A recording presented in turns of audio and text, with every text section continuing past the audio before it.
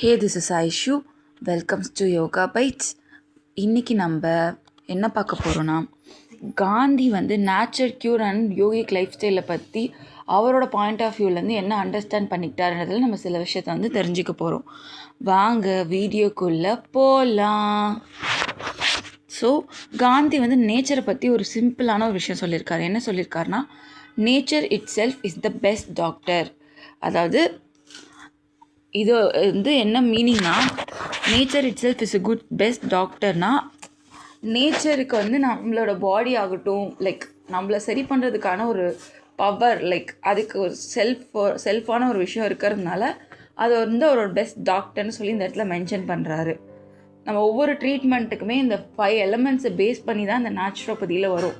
அவர் naturopathy தான் follow பண்ணிட்டு இருந்திருக்காரு. ஸோ அதனால் இந்த எக்ஸ்ப்ளனேஷன் அவர் புரிஞ்சுக்கிட்டாரு.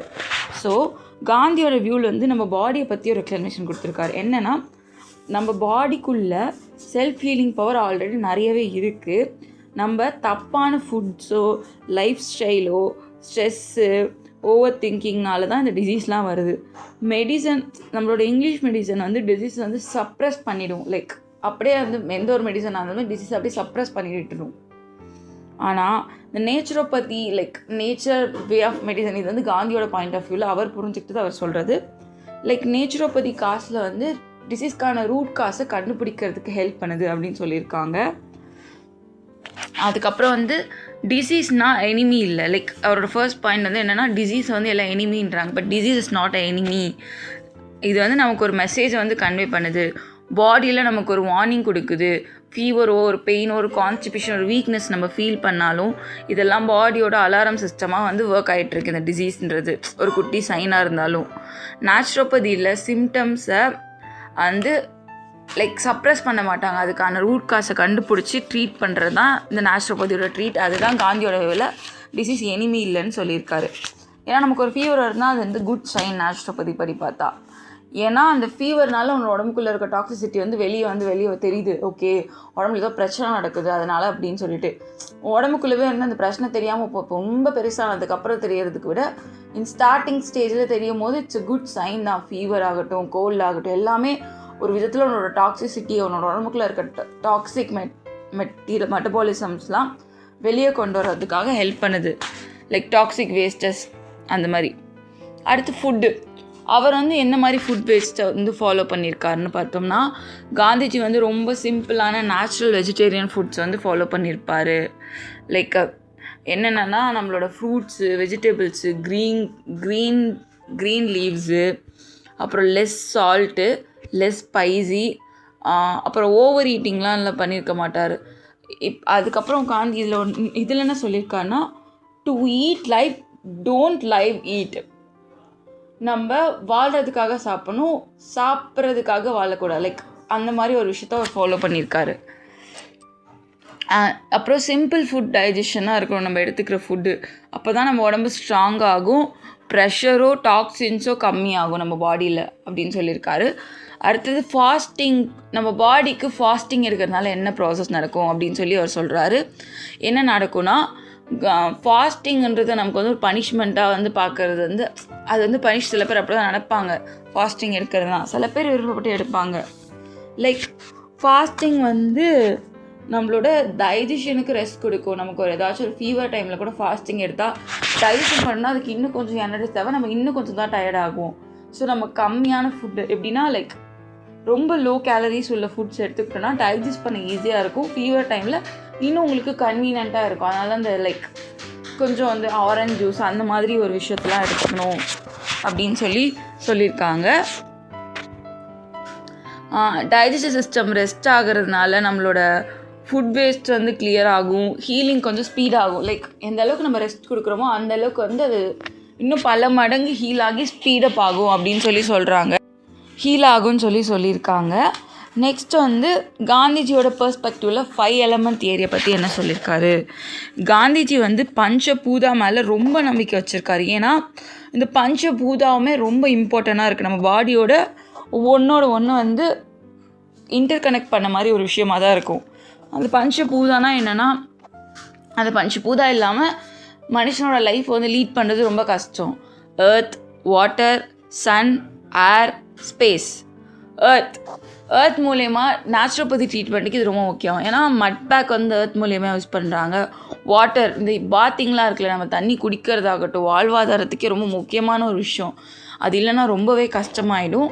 ஸோ ட்ரீட்மெண்ட் பேஸஸ் பார்த்தோன்னா ஹிப் பாத்து, அதுக்கப்புறம் இந்த மாதிரி லைக் சன் பாத் எடுக்கிறாங்க நிறைய பேர். இப்போ நம்ம ஊர்லேயுமே எடுக்க ஆரம்பிச்சிட்டாங்க. லைக் சம்மர் டைமில் பார்த்தோன்னா இந்த பீச் சைட்ஸ்லாம் வந்து ஃபாரினர்ஸ்லாம் வந்தாங்கன்னா மேக்ஸிமம் அந்த சன் பாத்தோட அந்த ப்ரொசீஜர் ஃபாலோ பண்ணுவாங்க. ஏன்னா அவங்களுக்கு வந்து இந்த நம்மளோட சன்லைட்டோட வியூஸ் வந்து அந்தளவுக்கு ஒத்துக்காது, அவங்களுக்கு ஸ்கின் அலர்ஜி ஆகும். லைக் நம்மளோட அந்த ரேஸ் வந்து ஒத்துக்காது அந்த ஸ்கின் டைப் பர்சனுக்கு. ஸோ அதனால தான் மோஸ்ட் ஆஃப் த டைம் பார்த்தோன்னா அந்த பீச்சில் லைக் அந்த சன் பாத் அந்த மாதிரி எடுக்கிறது வந்து ரொம்ப ஸ்பெசிஃபிக்கலாக பண்ணிகிட்ருக்க ஒரு விஷயம். லைக் ட்ரீட்மெண்ட் பேஸஸாகவும் இருக்குது. இனி வர வீடியோவில் அதை பார்க்கலாம். ஏர் இல்லைன்னா நம்மளால் சுத்தமாக இருக்க முடியாது. நம்ம ஒரு இடத்துல காற்று இல்லைன்னா நம்ம எந்த இடத்துலையுமே இருக்க முடியாது. ப்ராப்பரான ப்ரீத்திங் வேணும், அது ஃப்ரெஷ்ஷான ஏராக இருக்கணும். ஸோ அதுக்காக சில விஷயம்லாம் நம்ம ஃபாலோ பண்ணால் நல்லாயிருக்கும். அடுத்து ஸ்பேஸ், சைலன்ஸ் அண்ட் ரெஸ்ட். எந்த இடத்துலையுமே ஒரு சைலன்ஸ் அண்ட் ரெஸ்ட் இல்லைன்னா நம்ம ரொம்ப டிஸ்டர்ப் ஆகும்.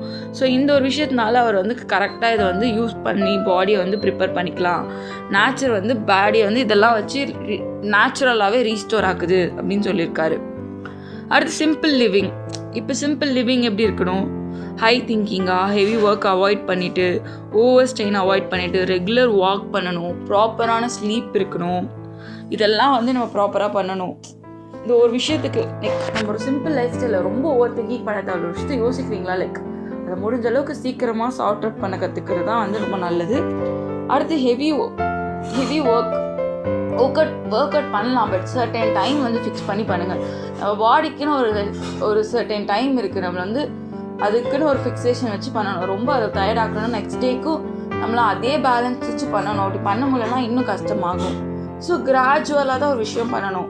அந்த கிராஜுவலாக மெயின்டைன் பண்ண கற்றுக்கணும். இதுதான் வந்து எப்பயுமே ரெகுலரைஸ்ட் வாக். ஃபஸ்ட் டே ஒரு 1 வீக் போகிற வரைக்குமே கஷ்டமாக தான் இருக்குது இந்த வாக்குன்றது.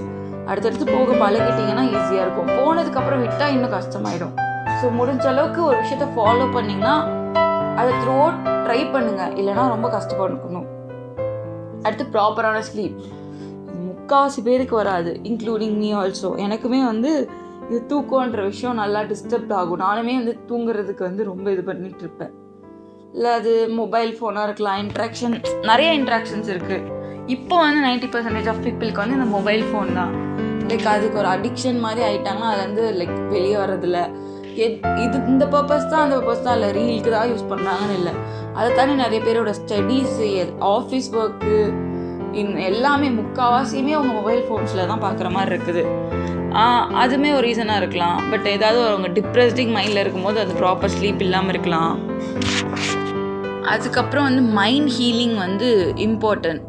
காந்திஜி சொன்னது, ஸ்ட்ரெஸ் வந்து எப்பயுமே வந்து டிசீஸை தான் காஸ் பண்ணும். நம்மளோட மைண்ட் ஹீலிங்கவும் காமாகவும் வச்சுக்கிறது தான் இது ரொம்ப இம்பார்ட்டண்ட்டான விஷயம் அப்படின்னு சொல்லி காந்திஜி வந்து சொல்லியிருக்காரு. அடுத்து வந்து நம்மளோட ஹேங்கர், கோவத்தை குறைக்கணும். லைக் ஒரு விஷயத்துக்கு பயப்படுறதை குறைக்கணும், டென்ஷனை குறைக்கணும். இதெல்லாம் நம்ம பாடியை வந்து ரொம்ப வீக் பண்ணிவிடும். இதெல்லாம் ரொம்ப கம்மி பண்ணிக்கிட்டால் நம்ம வந்து லைஃப் ஸ்டைல் வந்து ஒரு சிம்பிள் லைஃப் ஸ்டைல் வாழ்கிறதுக்கு வகுக்கும். லைக் இதெல்லாம் குறைக்கணும்னா என்னெல்லாம் பண்ணலாம்? ப்ரேயர், சைலன்ஸ், லைக் ஒரு மெடிடேஷன், இதெல்லாம் இருந்துச்சுன்னா இன்னும் பெட்டராக இருக்கும். மைண்ட் வந்து ரொம்ப காம் ஆகும், ஹீல் ரொம்ப ஃபாஸ்ட்டாக நடக்கும். அப்புறம் டிசீஸை கண்ட்ரோல் பண்ணலாம். அப்புறம் காந்திஜி வந்து அவர் வந்து ப்ராக்டிக்கலாக என்ன கற்றுக்கிட்டாருன்னா வந்து ப்ராக்டிக்கலாக ஒரு விஷயத்தை வந்து இது பண்ணிக்கிட்டார்.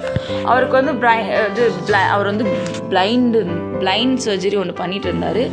லைக் அந்த சர்ஜரி வந்து அஃபென்சிவாக லைக் ஒரு சர்ஜரின்ற ஒரு விஷயத்த வந்து நம்ம எல்லாத்துக்குமே சர்ஜரின்னு திணிக்காமல் ஒரு ஸ்பெசிஃபிக்கான ஒரு விஷயத்துக்கு மட்டும் நம்ம பண்ணிக்கலாம். எமர்ஜென்சி சுச்சுவேஷன் இந்த சர்ஜரி பண்ணால் தான் you could be alright and நார்மல்னா மட்டும் அந்த சர்ஜரி பண்ணிக்கலாம், அவசியத்துக்கு மட்டும். ஸோ அதுதான் அவர் வந்து சொல்கிறாரு. உங்களை நீங்கள் யோசிச்சு பாருங்கள், நீங்களே உங்களோட லைக் யோசிச்சு பாருங்கள். சில விஷயத்தெல்லாம் எமர்ஜென்சி டைமில் சர்ஜரி தேவை இருந்தால் நம்ம அக்செப்ட் பண்ணலாம். பட் ஆனால் டெய்லி லைஃப்பில் நேச்சரோட லீவ் பண்ண கற்றுக்கிட்டாவே பல டிசீஸ்க்கு நம்ம வந்து ப்ரிவென்ஷுவனாக இருக்கும் இந்த நேச்சர் வந்து அப்படின்னு சொல்லியிருக்காரு. அடுத்து காந்தியோட வேலை வந்து நேச்சர் மேலே நம்பிக்கை வைக்கணும், சிம்பிளான ஒரு ஃபுட் இருக்கணும், லைக் செல்ஃப் டிசிப்ளின் ரொம்ப முக்கியம், கிளியர் மைண்டாக இருக்கணும்.